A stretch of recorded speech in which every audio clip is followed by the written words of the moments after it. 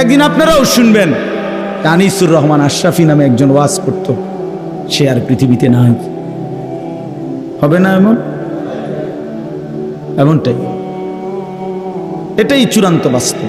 অতএব আমরা প্রত্যেকে ইনশাআল্লাহ আখিরাতের প্রস্তুতি নিই। এই জন্য ভাই আল্লাহ তাআলা আমাদেরকে ঈমান দিয়েছেন।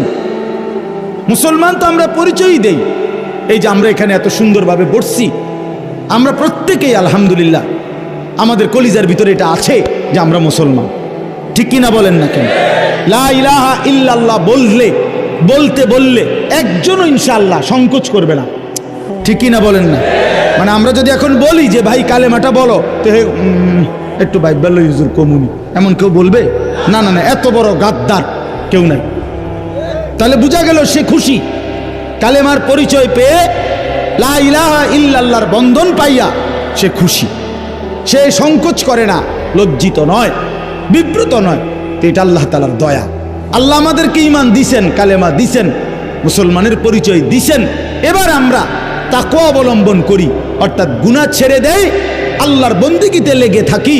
ইনশাআল্লাহ নিশ্চিত আল্লাহ বলছেন, ইন্নাল মুত্তাকিনা ফি যিলালিন ওয়া উয়ুন, নিশ্চয়ই আমার সমস্ত মুত্তাকি বান্দাকে আমি জান্নাতের ছায়া আর জান্নাতের ঝর্ণা ধারা বেষ্টিত নহরে আমি তাদেরকে থাকতে দেব। শর্ত হইল মুত্তাকি হয়ে আইসো। কি হয়ে আইসো? মুত্তাকি, গুনাহমুক্ত জীবন নিয়ে আইসো, আমার সেজদাওয়ালা গোলামিওয়ালা জীবন নিয়ে আইসো। প্রিয় বন্ধু আমার, বাপ আমার, মনে রাখেন দুনিয়া আল্লাহ সবাইরে খাইতে দেয়, দুনিয়া সবাইকে পান করতে দেয়, উপভোগ করতে দেয়।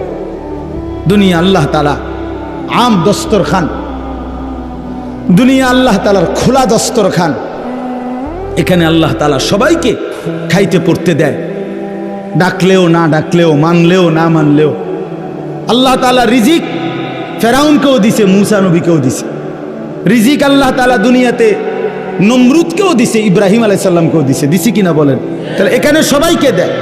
এখানে জন্তু জানোয়ারকেও আল্লাহ রিজিক দিতেছে, কুকুর বিড়ালকেও আল্লাহ রিজিক দিতেছে।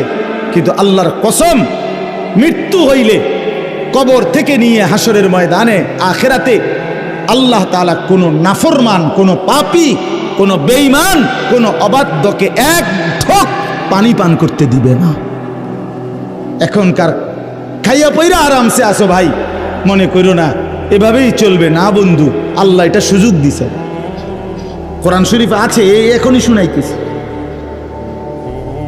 এজন্য আল্লাহ তাআলা বলেন, বান্দা আখিরাতে তাকওয়া নিয়ে আইসো, গুনাহমুক্ত জীবন, গোলামিওয়ালা জীবন, বন্দিগিওয়ালা জীবন।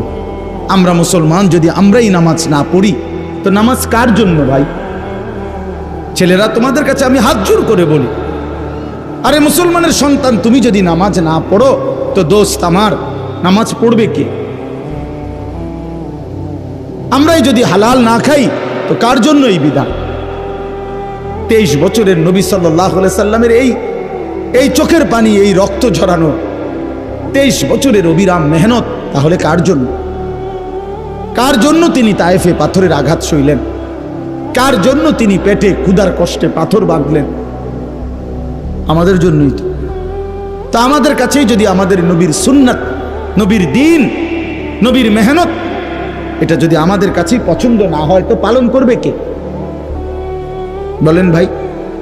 আমি ছেলেদেরকে এই জন্য বলি প্রতিদিন, যে নওজোয়ান, সারাদিনে একবার হইল ফিলিস্তিনের মজলুম মুসলমানের রক্ত ভরা ছবিটা দেখো, গাজার নারীর কান্না দেখো, মজলুমের রক্তে, মুসলমানের রক্তে কি পরিমাণ জমিন ভাইসা গেছে।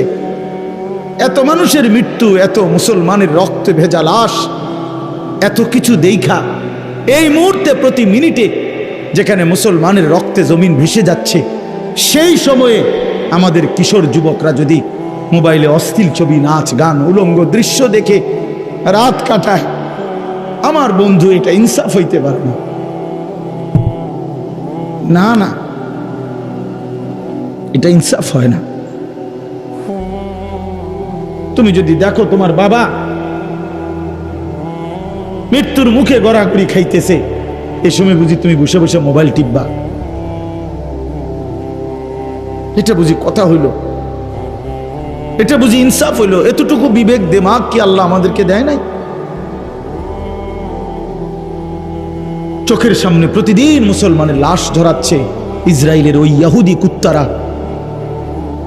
কি পরিমাণ মুসলমানকে এই পর্যন্ত শহীদ করে দিছে। একজন মুজাহিদকে দাঁড়াইতে দেয় না, একজন কমান্ডারকেও দাঁড়াইতে দেয় না।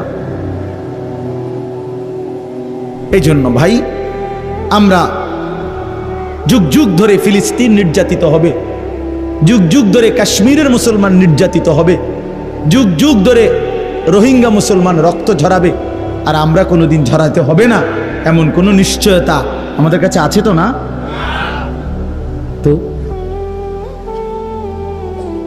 তো দয়া করে নিজেদের প্রত্যেকের কাছে অনুরোধ, আমার বাপ চাচারা আপনাদেরকেও অনুরোধ, আপনারা বাবারা সন্তানের ফিকির করেন, ফার্নিচারের না। ছেলেটার ফিকির করেন, মেয়েটার ফিকির করেন, স্ত্রীর পর্দার ফিকির করেন।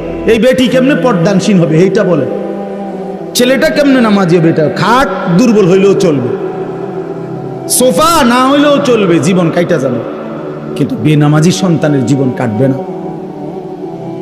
বেপর্দা স্ত্রী কষ্ট পাবে, আপনার চোখের সামনে জাহান্নামের আগুনে জ্বলবে, কষ্ট পাইবেন তো। আদরের ছেলেটা, আমার ছোট মেয়ে, আমার ছোট ছেলে আছে মনে করেন, সবারই তো কি পরিমাণ আদর করি আমরা। আমার 3 বছরের মেয়ে, কি পরিমাণ আদর করি আমরা। সেই আদরের সন্তান জাহান্নামের আগুনে ধাউ ধাউ করে জ্বলবে। আপনি সোফা দিয়া কি করলেন, খাট দিয়া কি করবেন, ফার্নিচার দিয়া কি করবেন? আল্লাহ আমাদেরকে বুঝ দান করেন।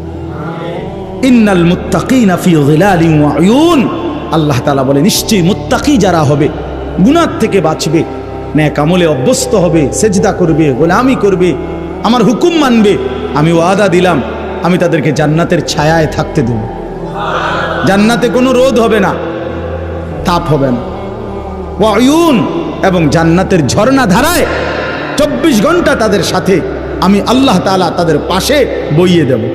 সুবহানাল্লাহ।